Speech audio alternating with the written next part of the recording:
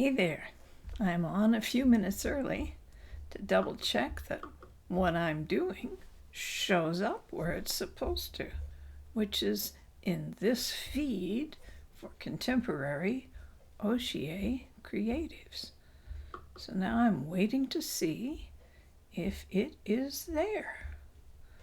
Come on, you. There we go. Yay!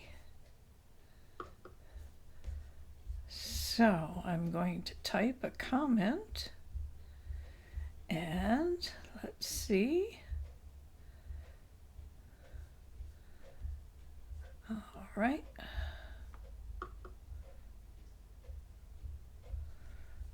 Here we go. I have no idea why now it says I can't comment. That's pretty weird. Oh, I know. I have to switch. I'll get there. Here we go. Yay. Okay. Sign in your name and where you are from. There we go. So, it's 2 o'clock. It's Wednesday. My name is Wendy, and you must be watching my weekly live chat, although most of the time I'm just chatting with myself. Oh well. Part of the work that I'm doing is to develop a library of commentary on all kinds of topics related to being creative, whether it's contemporary Oshie or some other creative venture. I'm here to encourage you. So today's topic is the letter K for the word key. And for me, what that brought up was all the keys that we need to live a creative life. Well, first we need to decide a few things. One is, who is this being brought to you by? Me. I have a number of things that I promote here. One of them is my courses. And if you look just above me in the featured section, you'll see a link to, or maybe you won't, you'll see a link to my courses in the featured section. Also, you'll see a link to the Creative's Companion, which is a great guide to use for free. All you have to do is sign up for it, and you get a PDF dropped in your email. So you can use that as a support to your creative life. All of the pieces in that program are from, I'm trying to do two things at once, which is a dangerous thing. So let's go to Contemporary Oshie Creatives. So the Spiral of Life book is where all of the Creative Companion cards come from. And that's available on my website. So all of the links are just above in the featured area. Yay! So that's the end of the ads for today. Now let's get on to the topic. And what we're looking at is the whole business of living a creative life and the keys you need to unlock that creative life. Now, you would probably think that I'd already thought this all through years ago. But what I want you to know is that every day is an opportunity for you to reconfigure how you think and feel about what you're doing. And so I'm going to suggest you get a little notepad and ask yourself some questions. And if you're watching the replay later on, hello. If you're watching it live, hello. Either way, notepad. And the idea is, let's take a look at having a creative life. So for some reason, my computer's doing funny things, but okay, it's Wednesday. We're ready to rock and roll. Here's question number 1. What is a creative life? Should be at the top of your notepad. What is a creative life? Very different things to very different people.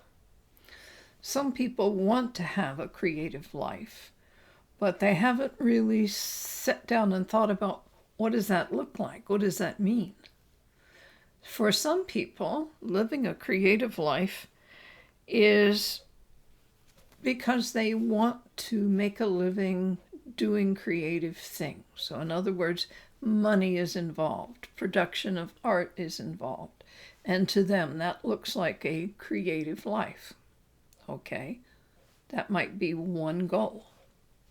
Another one is, are you in it because you want to win prizes and accolades and credentials? That's another kind of creative life. Don't often go hand in hand with making money unless you gain such a regard in your particular chosen creative field that other people commission you, or you win enough prize money that it gets you through to the next competition. And there are creative lives that are built on competition creation. Crazy. So, some of you want a creative life only for fun. But all of us put little stumbling blocks, or should I say, we're not aware of the bigger picture. And so today I want to talk a little bit about what that bigger picture might look like. So the first thing is, some people believe that they shouldn't be doing art just for the fun of it because it's not productive. In other words, you have to earn your keep. So if you are making things and they don't have a purpose, perhaps for gifts, but if there's no purpose to making things, then there's a part of their thinking is that, why are they doing it? Because they can't possibly imagine spending time doing something just for fun. And if they are doing something just for fun, then it isn't serious. So these are questions to ask yourself. What do I think about art? Is it always serious? Does it have to have a purpose? Is it supposed to be done for a competition or to make money or to gain a reputation or to give to Aunt Susie for her next birthday? If there is guilt associated with creating things, then that guilt permeates the thing you're making. I'm not kidding. Just like food that's baked because you have to versus food you bake because you love it. You can taste where there's love. You can see love in a creation of artwork of any kind. You can tell when somebody's just manufacturing it, and you can tell when somebody loves it. There is a difference. So how we might address this is to look at, do I feel guilty making artwork that has no specific purpose other than fun?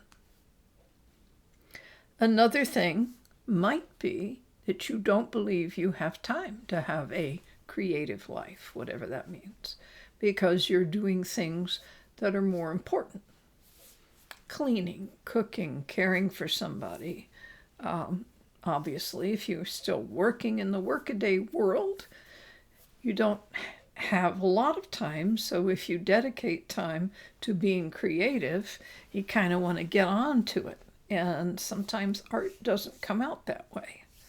So you may feel like you really don't have time to wait for the creative muse to show up. So a question to ask yourself is, what is your relationship to the time that you give toward doing creative things? Are you looking at the clock? Do you think it has to get done in a certain period of time?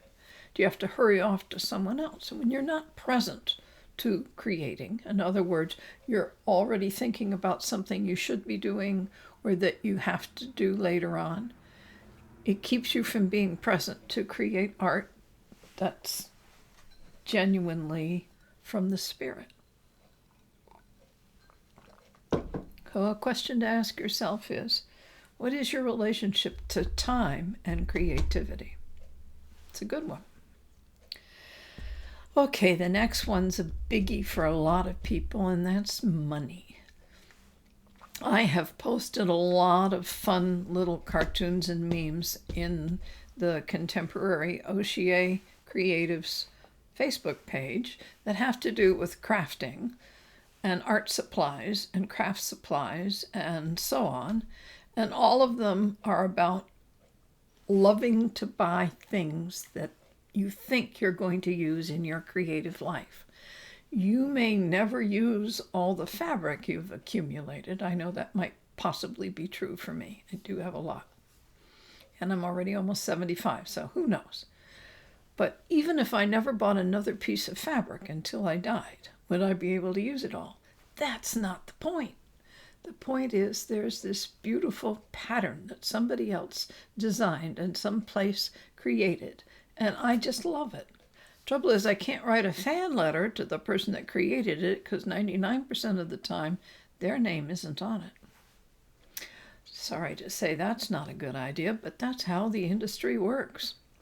So, a little side trip there, but let's talk about money. Supplies.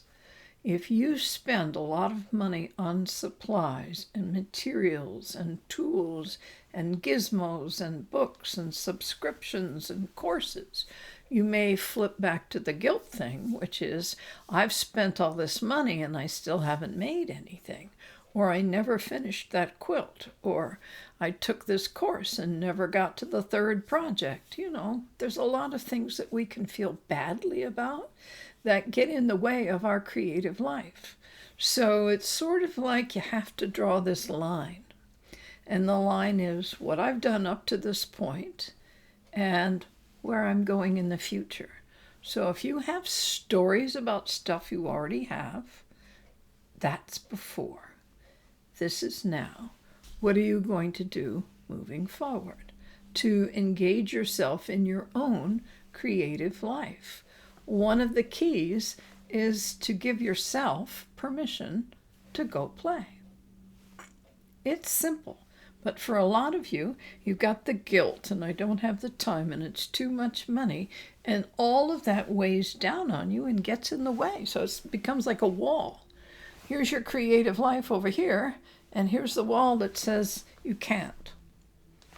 Fill in the blank. You can't because. So each person is different, how they've calculated permission for themselves to play.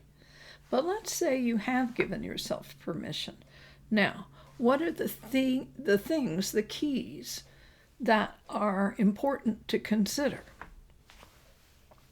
Number one, what is the cost of your commitment to living a creative life? Well, what do I mean by that? I've already talked about supplies. That's not what I mean. Your time is valuable. So when you make a commitment to live a creative life, you're budgeting time in your life to do creative things. So how do you approach that? Or maybe you don't even think about it. It's just a given. You're going to spend as much time as you need working on this project or this project or this project. So it's a mental thing first, is your own personal commitment. Do you have play dates on your calendar? Do you know when you've given yourself permission, or is it whimsical? Do you have everything you need so you can just walk into a space and then it's ready to rock and roll? Or do you have to go fumbling around looking for everything? That's number two. First, your mindset about giving yourself permission to go and do it. Number two is where. I have a friend that has like 5, 6 creative spaces in her home in the buildings around her. And she has very specific things that she works on. Journals in one place, clothing in another place, weaving in another place, printing in another place. So she has enough room because her entire home is set up for creativity. Now that's a lucky woman, I gotta say. So if you have spaces that you can commit to doing creative things, what is the condition of that space? Are there things you know you need to get? Are you putting your work surfaces where they're going to get good and natural light? Do you need task lighting? Almost everybody does. What kind of situation do you have to sit? Is the space comfortable in the winter? Is it warm enough in there? Do you need a space heater? In the summer, do you need a fan? There's lots of little things. Do you need a sweater? What are you looking at in terms of your creative space? How is it set up so you can just walk in and start a project?